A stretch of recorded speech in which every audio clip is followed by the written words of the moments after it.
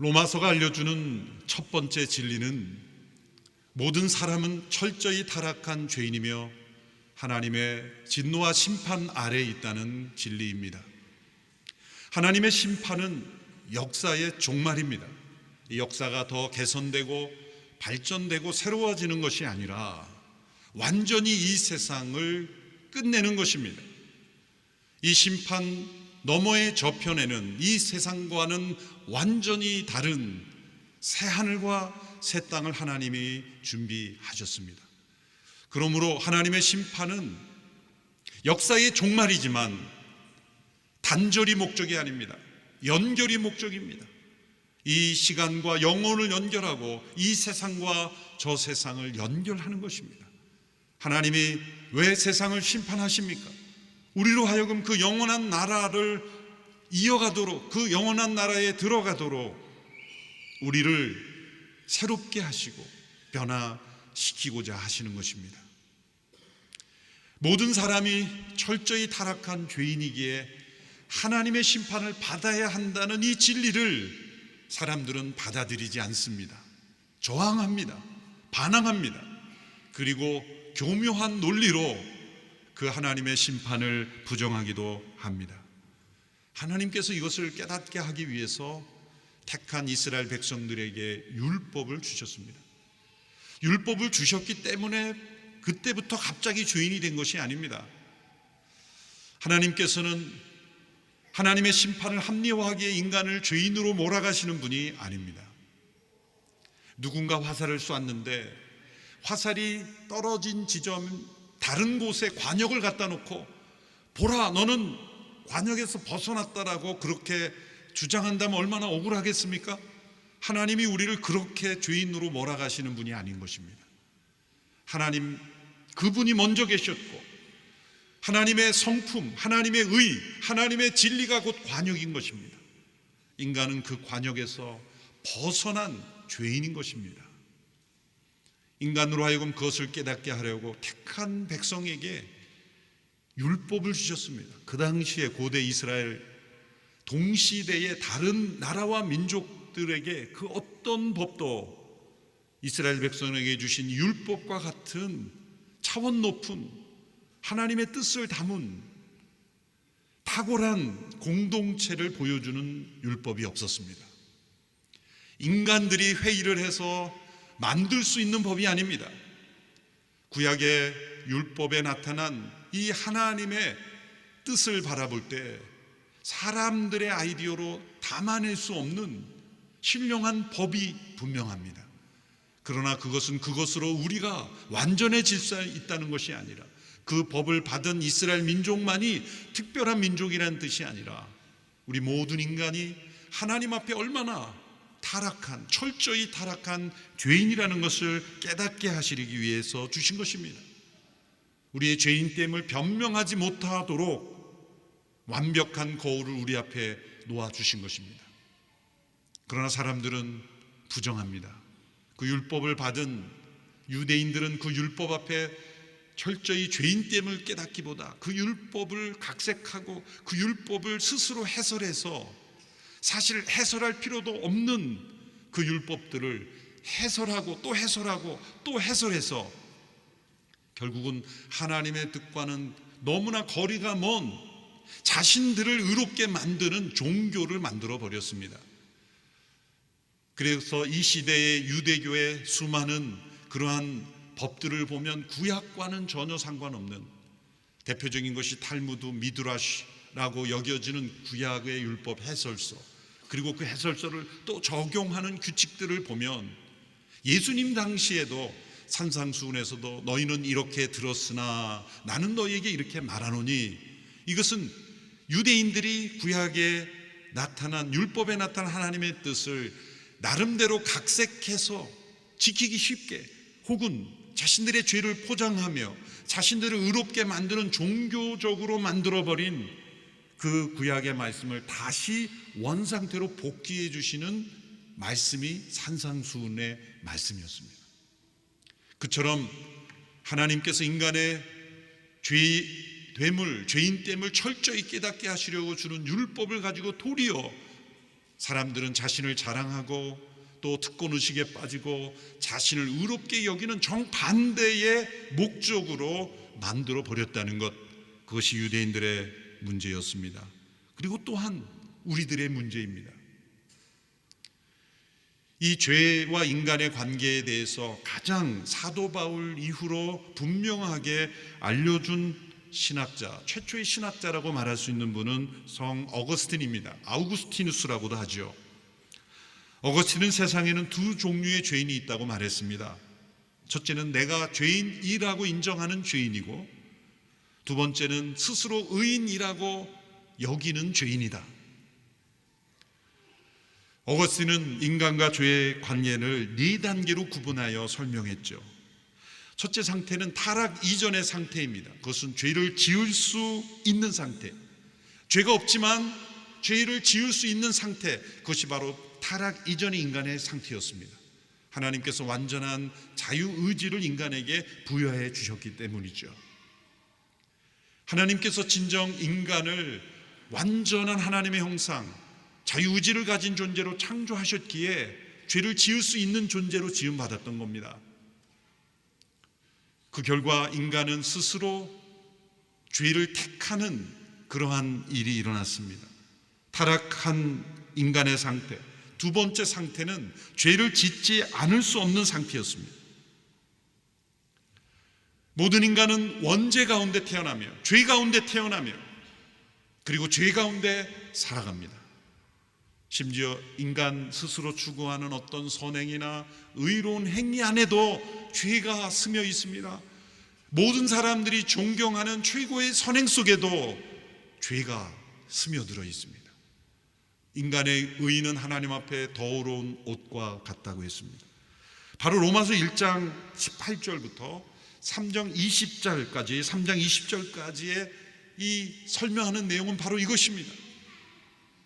인간은 죄를 짓지 않을 수 없는 상태, 에베소서 2장 1절의 표현대로 하면 허물과 죄로 죽은 상태라는 것. 그래서 하나님의 진노와 심판 아래 있고, 그리고 피할 수 없는 하나님의 진노와 심판 아래 처해 있다는 것을 알려주는 상태입니다. 사람들은 인간이 이런 상태라는 것을 인정하지 않습니다. 심지어 교회 역사적으로 보면 여러 신학자나 사역자들도 인간의 전적 타락을 인정하지 않았어요. 부분적인 타락이다. 그러므로 인간의 전적 타락을 인정하지 않았기에 인간 스스로 자신을 의롭다 여기고 구원이 필요 없는 존재처럼 여기고 말았던 것입니다. 로마서가 우리에게 보여주는 것은 바로 인간의 전적 타락, 죄를 짓지 않을 수 없는 상태.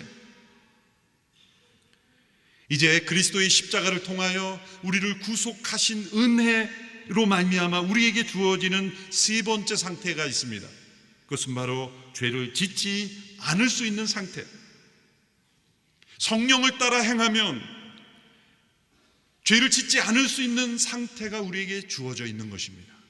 우리가 구원받았다라고 말하는 것은 죄를 짓지 않을 수 없는 상태에서 죄를 짓지 않을 수 있는 상태로 우리에게 그 길이 열린 겁니다. 그렇다고 죄를 짓지 않는다는 게 아닙니다. 이 상태에서 죄를 짓을 수 있습니다. 그러나 성령을 따라 살면 죄를 짓지 않을 수 있는 거예요. 그러나 여기서 머물지 않습니다. 그리스도 안에서 하나님께서 우리를 영화롭게 하는 마지막 단계가 남아있는데, 그것은 죄를 지을 수 없는 상태입니다. 영원한 새하늘과 새 땅, 요한계시록에 나타난 그 나라는 다시는 죄가 없고 어둠이 없고 반역이 없고 슬픔이 없고 죽음이 없어. 그것은 죄가 없기 때문이죠. 완전한 영화롭게 된 이 나라에 이르기까지 우리는 성령을 따라 살아가야 하는 것입니다. 그러나 우리에게 주어진 이 십자가의 은혜가 얼마나 소중하고, 죄를 짓지 않을 수 있는, 성령을 따라 살아갈 수 있는, 그리고 죄를 지을 수 없는 단계에 이르기까지 그 은혜가 얼마나 큰지를 깨닫게 하기 위하여 먼저 우리는 로마서 앞부분에서 가르쳐주고 있는 이 진리, 우리는 죄를 짓지 않을 수 없는, 전적으로 타락한, 스스로의 힘으로는 죄를 벗어날 수 없는, 우리는 하나님의 값없이 주시는 의가 절대적으로 필요한 존재라는 것을 우리는 깨달아야 합니다. 이것을 깨닫게 하기 위하여 사도 바울은 로마서 1장 18절부터 오늘 본문 3장 8절에 이르기까지 여러 종류의 사람들을 예로 들면서 완전히 타락한 인간이 하나님의 심판 아래 있다는 것을 드러내고 있습니다. 몇 주 전 1장 18절에서 32절까지 1장 후반부에서 나오는 모습들은 하나님의 영광을 헛된 우상과 바꾸어 버린 이 수많은 이방인들의 탐욕과 불의함, 그것을 드러냈습니다. 2장 1절에서 16절까지는 1장 마지막에 나타난 그런 죄악의 모습은 아닐지라도 다른 사람들에게 도덕적으로 존경받을지라도 심지어 다른 사람을 판단할 수 있는 그런 사람일지라도 그들에게도 죄가 숨어있고 그들에게도 위선적인 위가 있다. 남을 판단함으로 자신을 의롭다 여기는 그들에게 숨어있는 더 무서운 죄가 있다. 그렇게 드러냈습니다. 지난주 본문이었던 2장 17절부터 오늘 본문 마지막인 3장 8절까지는 이제 하나님의 율법을 가지고 있다고 자랑하며 스스로를 과신하는 유대인들의 종교적인 의의를 드러내고 있습니다. 그래서 오늘 본문은 지난주 본문에 이은 속편이라고 생각하시면 됩니다. 지난주 본문에 이어서 자기 과신에 빠진 하나님의 율법을 가지고 자랑하며 하나님의 율법의 본래의 의도와 달리 그 율법을 이용해서 그대로 지키지 않고 그대로 지키려고 했다면 깨달아야 될 것을 깨닫지 못하고 그것을 각색하고 또 각색하고 그것을 포장해서 자신을 의롭게 만드는 종교로 만들어버려서 종교인이 되어서 하나님의 심판을 피할 수 있다고 생각하는 그러한 모순을 드러내고 있는 것입니다. 그래서 오늘 설교 제목을 종교인의 반발이라고 했는데 여기서 종교인은 본문의 의미대로 하면 유대인이고 이것을 우리에게 적용한다면 종교화된 이 유대인들의 문제점이 우리에게도 동일하게 종교인으로서 나타난다는 거죠. 예수님을 믿는 것은 기독교 종교인이 되는 것은 아닙니다. 사회에서는 우리를 기독교인 혹은 기독교라는 종교로 카테고리로 묶어서 말할 수 있지만 그렇게 분류되는 사회 속에 살아가고 있지만 여러분 우리는 어느 종교 생활을 하는 것이 아닙니다. 우리의 이력서에는 기독교라고 해서 사회와 커뮤니케이션 할지 모르지만 우리는 또 하나의 종교를 만들 것, 인간들이 만든 어떤 종교에 우리는 몸담고 있는 것이 아닙니다. 우리 스스로가 얼마나 의로운가를 자랑하고 하나님의 심판을 피할 수 있는 길을 스스로 만들어서 가는 것이 아닙니다. 그렇다면 유대인들이 빠졌던 그 오류에 우리도 여전히 빠지고 있다는 것입니다. 지난주 본문에 이어서 오늘 말씀은 그 속편이 되겠습니다. 그래서 지난주 본문 설교를 들으면서 좀 주무신 분은 오늘 설교가 어려울 수 있습니다. 다시 한번 기회를 드리면 지난주 본문의 핵심은 이겁니다. 하나님이 주신 율법을 가지고 있다고 해서 그것이 하나님의 심판을 면하는 보호책이 되지 못한다는 거죠. 다시 정의를 해야 된다. 진짜 유대인이 누구이냐? 혈통이 아브라함으로부터 육신의 혈통을 받았다고 해서 진정한 유대인이 아니다. 진정한 할례가 무엇인가? 몸의 표시가 아니라 마음의 표시요. 성령으로 거듭나 인쳐진 할례가 진정한 할례이다. 유대인들이 그들의 종교를 지탱해왔던 중요한 이 체계를 무너뜨리는 겁니다. 얼마나 유대인들이 놀랐겠습니까? 그들은 하나님의 율법을 가지고 있고 율법을 지키고 있으므로 스스로를 의롭다 하는 이 종교로 만들어버린 그 울타리 속에서 자신을 의롭다 여기는데 이제는 그것이 아니다. 진정한 유대인은 바로 믿음으로 예수 그리스도께 속한 자가 아브라함의 자손이요 진정한 할례는 마음의 성령께서 행하시는 것이다. 이러한 도전을 했을 때 유대인들이 반발할 것을 사도 바울이 염두에 둔 거예요. 그래서 지난주 말씀에 대하여 유대인들이 이런 반발을 할 것이다 라는 것을 가정하면서 오늘 본문에서 그 반발, 예상되는 반발에 대해서 이제 반박하고 복음을 설명하는 것입니다. 그러므로 바울 자신이 과거에 그러한 유대인이었어요. 그러한 바리새인이었습니다.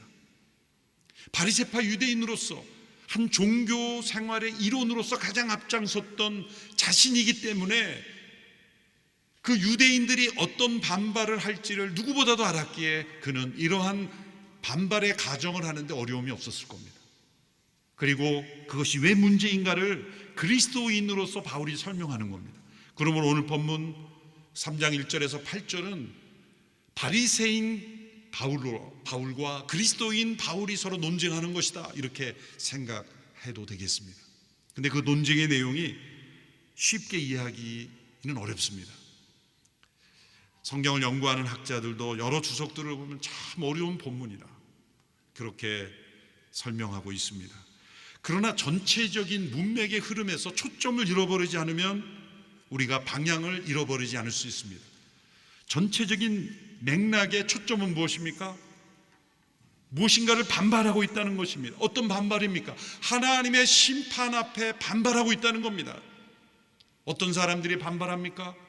죄악에 방탕한 사람들은 하나님의 심판이 어디 있느냐, 처벌해보려면 해봐라, 심판하려면 해보랴, 이렇게 막무가내로 죄 가운데 살아가는 사람들, 도덕적으로 선하고 의롭게 살아가는 사람들은 나는 이처럼 선하고 의롭게 살아가는데 왜 나에게 심판이 있다 그러냐. 그러나 그들은 상대적인 기준, 다른 사람들보다 좀 나은 깨끗한 삶을 사는 것이지 절대적으로 의로우신 하나님 앞에서 나는 심판을 받을 필요 없다고 주장할 수 없다는 거예요. 세 번째 부류가 바로 유대인처럼 종교화된 사람들, 인간 스스로 이제는 도덕의 수준이 아니라 어떤 초월적인 신 혹은 초월적인 힘, 어떤 대상을 염두에 두고 그렇게 종교화돼 가며 나름대로 나는 구원의 삶을 살고 있다라고 말하는 사람들, 이 종교로 도피하여 하나님의 구원을 받아들이지 않는 겁니다. 그러므로 오늘 이 시대의 가장 큰 위기는 어쩌면 기독교회 안에 있는 것입니다. 하나님을 믿지 않는 사람들 당연히 위기죠. 근데 어쩌면 교회로서 종교 생활 안에 들어와서 이제 이렇게 정기적으로 예배에 출석하고 또 교회 어떤 활동에도 참여하고 있으니 이제 나는 하나님의 심판에서 제외된 것이다라고 막연하게 생각하는 것, 정말 예수 그리스도의 값없이 주시는 그 희생에 근거하여 하나님께서 나를 의롭다 하심에 대한 이 견고한 믿음이 아닌 교회 생활에 익숙하여 종교 생활로서 나는 하나님의 심판을 면제받을 수 있다고 생각하는 그 종교인으로서가 더 위험할 수 있습니다. 바로 그러한 종교인의 반발, 하나님의 진노와 심판에 대하여 받아들이지 않는 그러한 종교인의 반발을 유대인을 예로 들어서 설명하고 있습니다.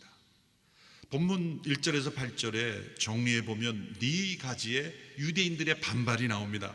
간략하게 설명해 보면 첫 번째 반론은 유대인의 반론이죠. 유대인도 이방인처럼 동일하게 심판받는다면 하나님의 언약을 손상시키는 것 아니냐라는 반발입니다. 1절에서 2절의 말씀 함께 읽겠습니다. 시작. 그러면 유대 사람이라고 해서 무슨 혜택이 있고 할례에는 무슨 가치가 있습니까? 여러모로 많습니다. 첫째는 그들이 하나님의 말씀을 맡았다는 것입니다. 자, 유대인이 제 종이 되어야 되고 할례나 율법이 제 종이 되어야 된다면 유대인은 무슨 유익이 있습니까? 유대인이 이방인처럼 동일하게 심판받는다면 그것은 유대인에게 주신 하나님의 언약이 문제가 있는 것 아닙니까? 그렇게 반발하는 겁니다. 아무런 유익이 없는 것이 아니다. 여러 가지가 있는데 가장 중요한 것, 하나님의 말씀이 맡겨진 것이다. 이 맡겨졌다는 게 중요한 거예요. 하나님이 율법을 맡겨주신 것은 우리 임의대로 마음대로 할 수 없다는 거예요. 나는 청직일 뿐이죠. 맡기신 분에게 충성스럽게 관리해야죠. 그 목적대로 사용되어야 되죠. 그러나 유대인들은 그 언약을 하나님이 손상시킨 게 아니라 그들이 손상시킨 거예요. 율법이 문제가 있는 것이 아니라 율법을 대했던 태도가 문제였던 거죠. 두 번째 유대인들의 반론은 3절 4절에 나옵니다. 그것은 유대인들이 메시아를 믿지 않았다면 하나님의 신실하심을 무효화시키는 것 아닌가라는 반론입니다. 3절 4절의 말씀을 같이 읽겠습니다. 시작. 그런데 그들 가운데 어떤 사람들이 믿지 않았다면 어떻게 되겠습니까? 그들의 불신앙이 하나님의 신실하심을 무효화시키겠습니까? 결코 그럴 수 없습니다. 사람은 다 거짓말쟁이라 해도 하나님은 진실하십니다. 기록되기를 주께서 말씀하실 때 의롭다는 인정을 받으시고 판단받으실 때 이기려 하십니다라고 한 것과 같습니다. 이 반론은 이런 내용입니다. 유대인들이 믿지 않았는데 그 불신앙은 결국 하나님의 신실하지 않았기 때문이 아닙니까? 자신들이 믿지 않은 것을 하나님 핑계를 대는 겁니다. 어떤 불신자들 가운데 그렇게 하나님께 대들고 항의하는 분들이 있죠. 하나님이 전지전능하시라면 나를 믿게 하셔야 되는 거 아닙니까? 지금 당장이라도 나를 믿게 해 주십시오. 그렇게 자신의 자유의지를 반항적으로 사용하면서 자신의 불신앙을 하나님의 신실하심을 무효화시키는 것으로 사용한다는 것입니다.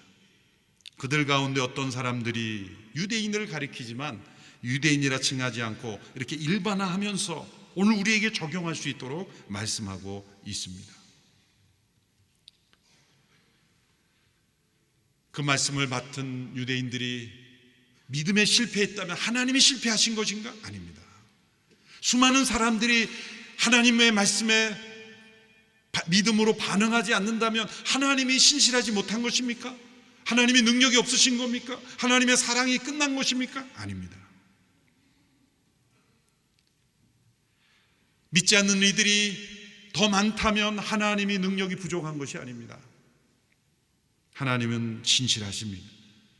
인간이 거짓되기 때문이지 하나님이 신실하지 않기 때문이 아니라는 거죠.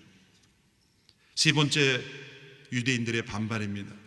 유대인이 메시아를 저버린 것이 하나님의 의로우심을 더 확장한 것 아니냐? 뻔뻔스러운 반발이죠. 5절 6절에 나옵니다. 같이 읽겠습니다. 시작. 그러나 우리의 불의함이 하나님의 의를 드러나게 한다면 우리가 무슨 말을 하겠습니까? 내가 사람들이 말하는 논리대로 말해보면 하나님께서 우리에게 진노를 내리신다고 해서 불의하시다는 말입니까? 결코 그럴 수 없습니다. 만일 그렇다면 하나님께서 어떻게 세상을 심판하실 수 있겠습니까? 사람들이 말하는 논리대로 말해보겠다 그러면서 뭐라고 말합니까? 우리의 불의함이 하나님의 의를 드러나겠다. 그것은 앞서 이제 바울이 전한 복음에서 우리의 불의함이 아니라 하나님의 의가 그래서 필요하다. 우리는 불의하기 때문에 완전히 타락했기 때문에 하나님의 의가 필요하다. 그렇다면 우리의 불의함이 하나님의 의를 드러내고 더 확장시킨 것이 아니냐? 그러면 왜 우리의 불의함을 심판하시려고 하느냐? 이런 억지 논리를 사용한다는 거죠. 그것은 마치 성경을 좀 읽은 사람들이 불신자들이 이런 궤변을 늘어놓는 걸 혹시 들어보신 적이 있을 겁니다. 예수님이 십자가에 못 박히시기 위해 오셨는데 죽기까지 복종하시고 우리를 대속하게 오시고 죽으셨대야 하는데 메시아의 예언 중에 보면 이 동료의 배신을 당한다는 예언이 있죠. 그렇다면 가룟 유다의 운명은 무엇인가? 누군가 예수님을 십자가에 못 박는데 누군가 배신하도록 되어 있었다면 가룟 유다는 가해자가 아니라 희생자 아니냐, 이런 논리죠. 예수님이 십자가에 못 박히셨다면 그를 못 박게 한 본디오 빌라도 또한 가룟 유다 모두가 다 십자가의 죽음에 도구가 된 사람들인데 그를 정죄할 수 있느냐? 그런 논리로 말하는 겁니다. 로마서 6장에서는 죄가 더한 곳에 은혜가 더하였다. 그렇다고 은혜를 더하게 하려고 죄를 더하겠느냐? 그런 논리죠. 그렇게 생각하는 사람들이 있는 겁니다. 많은 죄가 있다면 예수님을 만나 은혜를 받을 때 그 많은 죄로 인하여 하나님의 더 큰 은혜가 넘치죠. 더 많은 눈물, 더 많은 회개를 하게 되죠. 그렇다고 그 은혜를 더하게 하려고 죄를 더 많이 져야 되겠다라고 말하는 논리는 말이 안 되는 건데, 사람들은 그런 식으로 인간의 불의함 때문에 하나님의 의가 나타났다면 그 인간의 불의함에 대하여 하나님이 진노와 심판하신다는 것은 말이 안 되지 않느냐라는 궤변으로 반발한다는 겁니다. 마지막 네 번째 반론도 마찬가지입니다. 유대인의 불충함이 하나님의 영광을 나타내는데 사용된 것 아니냐, 같은 논리죠. 7절 8절의 말씀입니다. 같이 읽습니다. 시작. 그러나 어떤 사람들은 반박할 것입니다. 내 거짓으로 인해 하나님의 진실하심이 더욱 풍성해져서 그분에게 영광이 됐다면 왜 내가 여전히 죄인으로 심판을 받느냐? 그리고 선을 이루기 위해 악을 행하자라고 말하지 않겠습니까? 어떤 사람들은 우리가 그렇게 말한다고 비방하니 그런 사람들은 심판을 받아 마땅합니다. 이번에는 또 우리의 거짓이 하나님의 진실하심을 더 풍성하게 나타나 더 영광이 되게 했다. 그런데 왜 내가 죄인으로 심판을 받아야 하느냐? 하나님은 악을 선으로도 바꾸실 수 있는 분이라면 우리의 악이 하나님의 선의 통로가 되었다는 것 아니냐, 이런 논리죠. 선을 이루기 위해 악을 행하자, 그런 논리와 똑같은 것입니다. 오래전에 제가 어떤 식사 모임에서 믿지 않는 몇 분과 함께 동석을 한 적이 있는데, 그 중에 한 분이 갑자기 저에게 이런 질문을 했습니다. 목사님, 평생 죄인으로 살다가 마지막 순간에 믿고 구원받은 사람이 성령이 있다던데요, 제 생각에 십자가상의 강도를 말하는 것 같아서 죽기 전에 예수님 십자가 형장에서 함께 만나 낙원에 이른 사람이 있죠. 그러면 저도 평생 죄인으로 살다가 마지막 순간에 믿으면 구원받는 겁니까? 제가 안 받는다 할 수 없잖아요. 마지막 순간에 믿으면 구원받죠. 그랬더니 이분이 대뜸 저는 그렇게 살겠습니다. 왜 미리부터 믿어서 이렇게 힘들게 교회에 매서 있다가 합니까? 그냥 마음대로 그냥 살고 싶은 대로 살다가 죽기 직전에 저 믿겠습니다, 회개하십니다, 그럼 구원 받는다는데 그렇게 살고 싶다는 거예요. 너무나 당당하게 해서 제가 할 말을 잃어버렸어요. 인생 그렇게 살지 마세요, 이러고 싶은 마음이 있었는데 뭐 그럴 수 있는 자리도 아니고, 그래서 처음 만난 사람에게 저는 그렇게 나중에 생각해보니까 그분이 모르는 두 가지가 있어요. 우리의 인생의 마지막은 언제 찾아올지 모른다는 거죠. 두 번째는 십자가상의 강도는 예수님을 처음 만날 때 받아들였다는 거죠.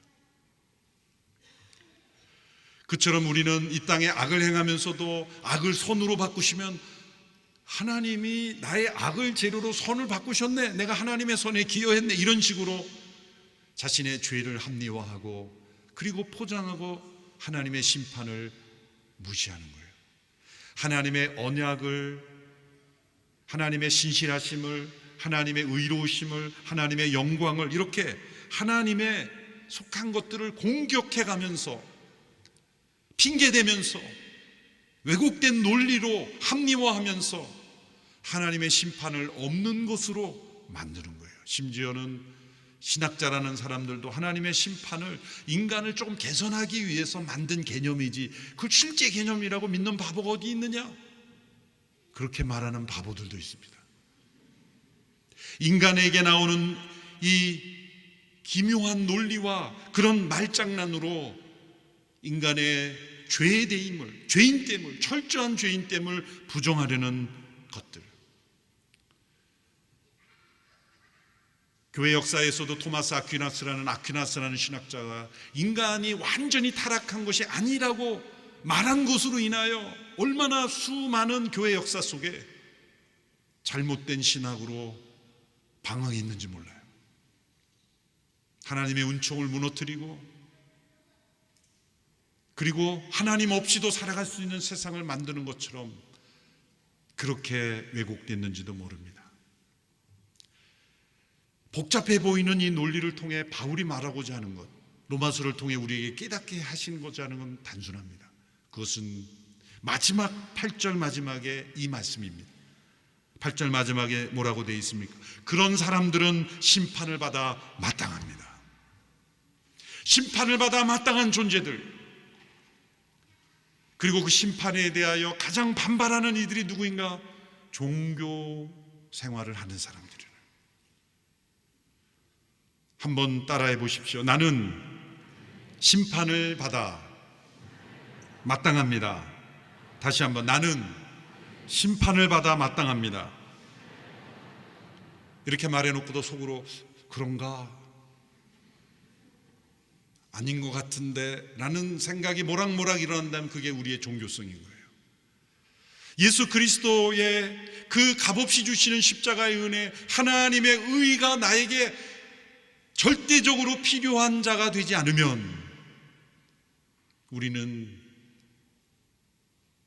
나는 심판받아 마땅한 존재라는 걸 인정하지 않는다는 거예요.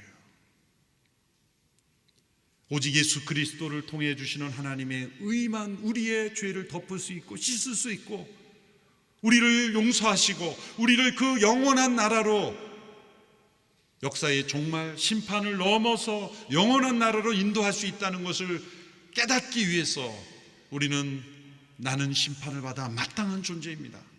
이 절실한 깨우침이 있어야 할 줄로 믿습니다. 기도하겠습니다.